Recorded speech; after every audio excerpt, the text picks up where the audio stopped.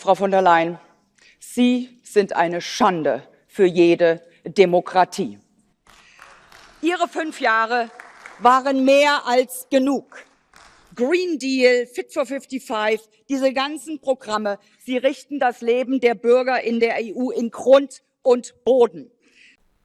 Ursula von der Leyen wird gnadenlos entlarvt.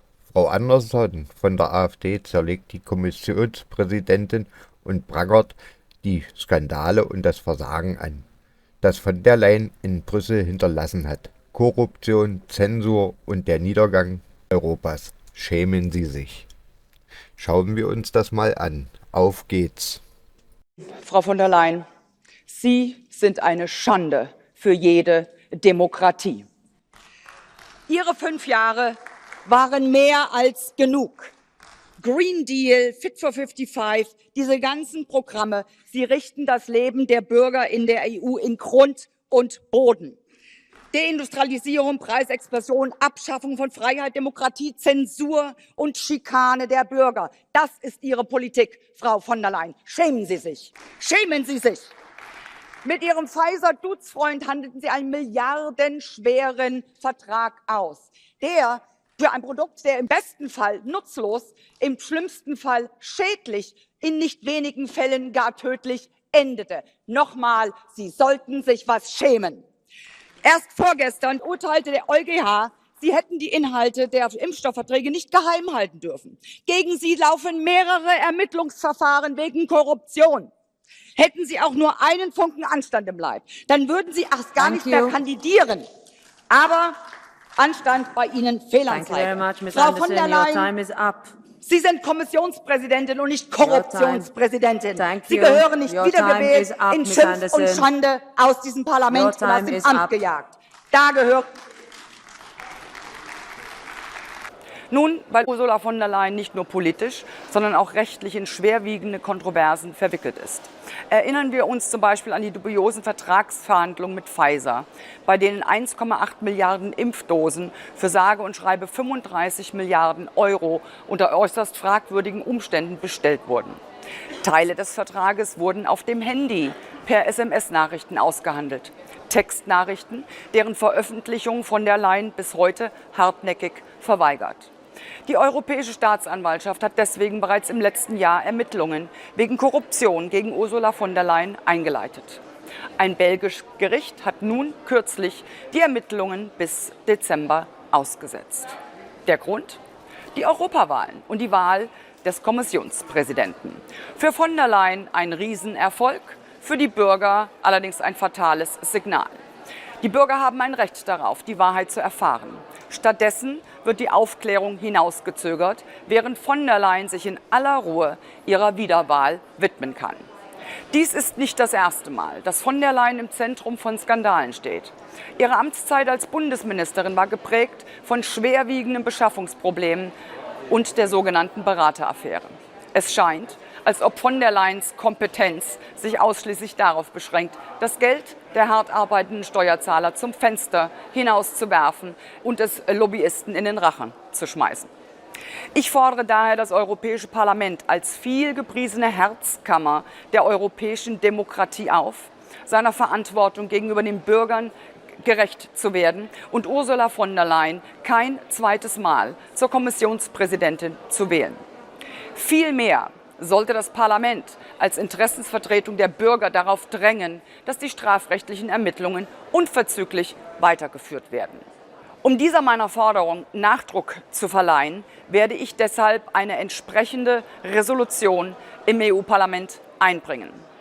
Eine Resolution, in der ich Transparenz und Verantwortung fordere. Eine Resolution, die klar zum Ausdruck bringt, dass 5 Jahre von der Leyen mehr als genug sind.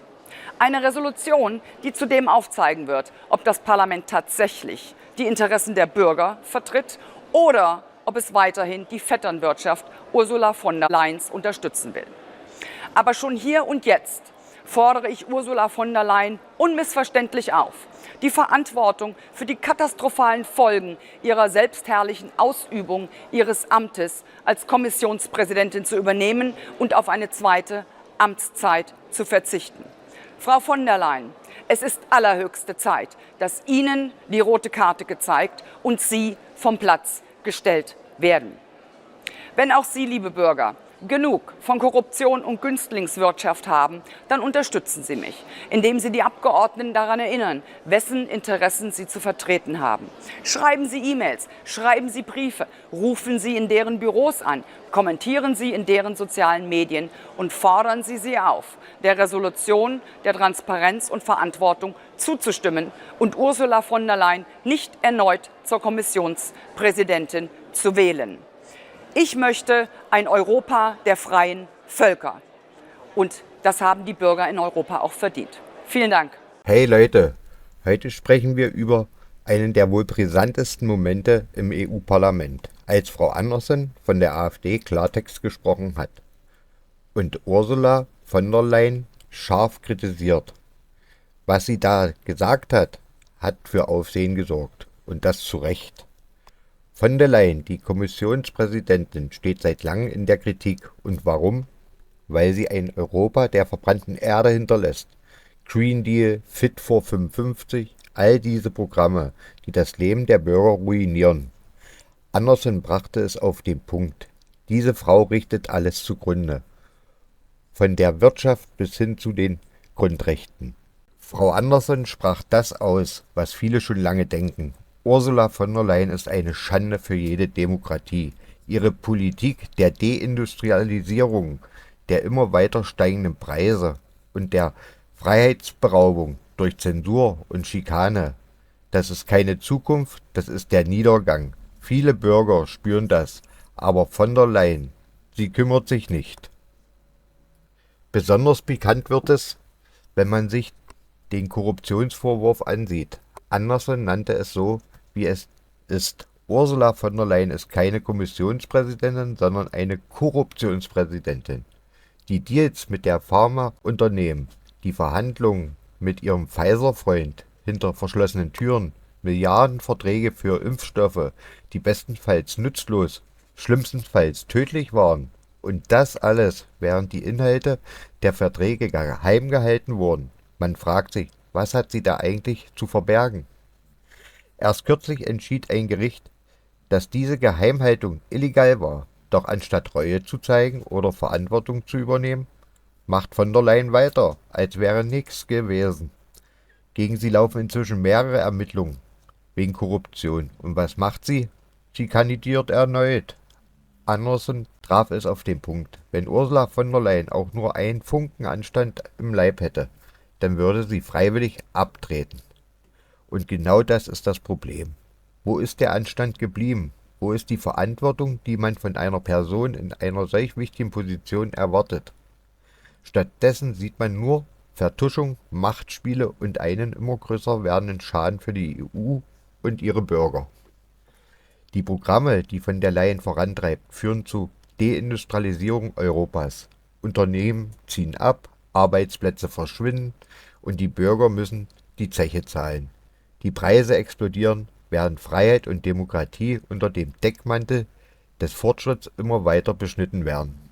Schaut man sich die Bilanz dieser Frau an, bleibt nicht viel Gutes übrig. Anderson warf ihr vor, dass sie nichts weiter hinterlässt als Chaos, Zensur und Schikane. Und wenn man sich die letzten Jahre ansieht, dann muss man sagen, sie hat recht. Von der Leyen hat ihrer Zeit als Kommissionspräsidentin mehr Schaden angerichtet als irgendein Vorgänger. Die Menschen in Europa sind frustriert. Sie sehen, wie die EU unter der Führung von der Leyen immer mehr in eine Krise schlittert. Und was macht sie? Anstatt die Notbremse zu ziehen, treibt sie ihre umstrittenen Projekte immer weiter voran. Green Deal, Fit for 55. Alles Maßnahmen, die auf den Rücken der Bürger ausgetragen werden. Anderson machte es deutlich. Diese Politik richtet das Leben der Menschen in Grund und Boden. Es ist ein Skandal, dass so jemand überhaupt noch in einer solchen Position ist. Anderson sagte, dass von der Leyen in Schande aus dem Amt gejagt werden sollte. Und wenn man sich die Fakten ansieht, dann kann man ihr da nur zustimmen. Korruption, Machtmissbrauch und das völlige Ignorieren der Bedürfnisse der Bürger. Das ist die Bilanz von Ursula von der Leyen. Andersens Rede war ein Weckruf. Sie zeigte, dass es in Europa noch Menschen gibt, die bereit sind, gegen dieses System zu kämpfen. Menschen, die den Mut haben, die Wahrheit anzusprechen. Und auch wenn es unbequem ist, und genau das brauchen wir. Mehr Klartext, weniger Lügen und mehr Verantwortlichkeit. Wenn Ursula von der Leyen nicht selbst den Anstand hat, zurückzutreten, dann müssen es die Bürger und ihre Vertreter im EU-Parlament tun. Denn eines ist klar, diese Frau hat genug Schaden angerichtet. Sie gehört nicht in dieses Amt, sondern in die Geschichtsbücher als das, was sie wirklich ist, eine Schande für die Demokratie. So, ihr lieben Zuschauer, was denkt ihr? Schreibt es in die Kommentare. Bis zum nächsten Mal.